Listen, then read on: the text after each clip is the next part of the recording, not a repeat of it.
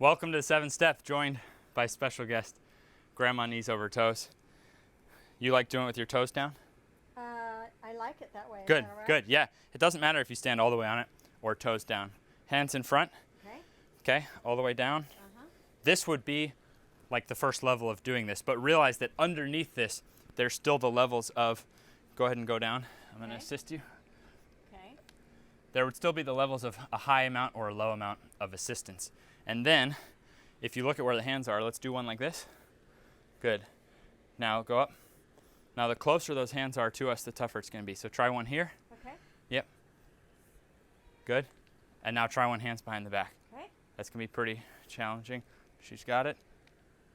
Ah. There it is. Now, it's 100 reps, but again, it's a personal thing. So if you just pause there, boom, down, flex, repeat. Flex, repeat. That would obviously be more challenging. You can take as many breaks as you want. You can work at whatever level you want. Last thing I'll say is this.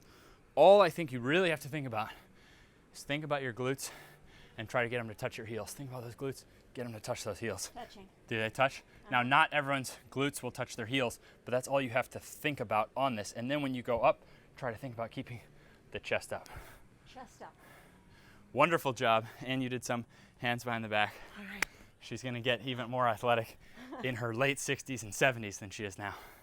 So when we're on the board, the feet can be facing forward because the ankle is really the only thing that's bending there. But if you don't have a board, you'll wanna turn your toes out because now it's not just the ankles bending, it's actually the toes bending, and the toes go diagonally. So this, trying to reach those glutes to the heels, can still work for your 100 reps. But if you go here, yeah, it'll work, but it'll feel kind of awkward at the bottom because your toes go like that. Your toes aren't straight. So having the heels in, trying to reach those glutes to the heels, that will really lock in the form.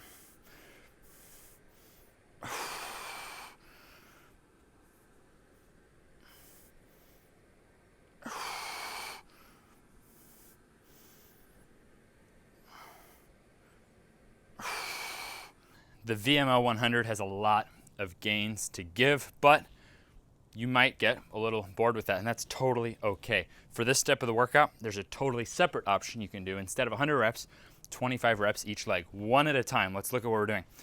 5 levels of single-legged VMO squat, just as we have 5 levels of loaded VMO squat.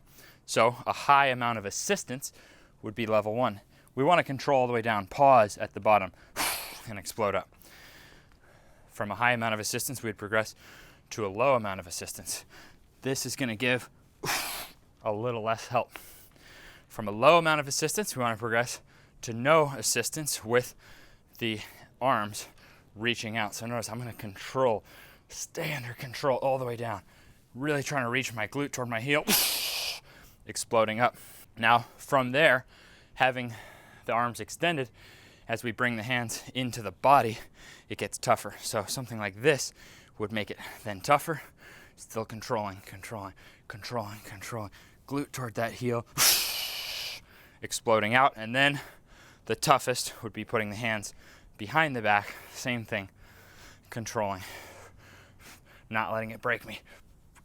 Pausing without bouncing, glute to the heel, and getting through it. So there, even for some of the strongest legs in the world, you can give yourself a challenge by doing 25 in a row, one at a time, taking your time, every rep, trying to make it a masterpiece.